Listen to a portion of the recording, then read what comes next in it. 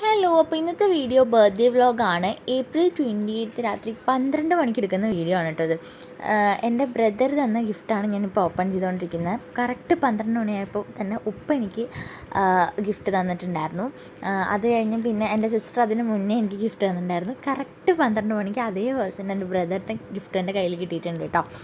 അപ്പോൾ ഇതിൽ ഫസ്റ്റ് തന്നെ ഞാൻ ഭയങ്കര ഹാപ്പി ആയത് ഈ ഒരു സംഭവം കണ്ടിട്ടാണ്. ഈ ഒരു പിക്ചർ കണ്ടപ്പോൾ എനിക്ക് ഭയങ്കര ഹാപ്പി ആയി. ആ റൈറ്റിങ്സ് ഒക്കെ വായിച്ചപ്പോൾ ഞാൻ ഭയങ്കര ഹാപ്പി ആയി കേട്ടോ.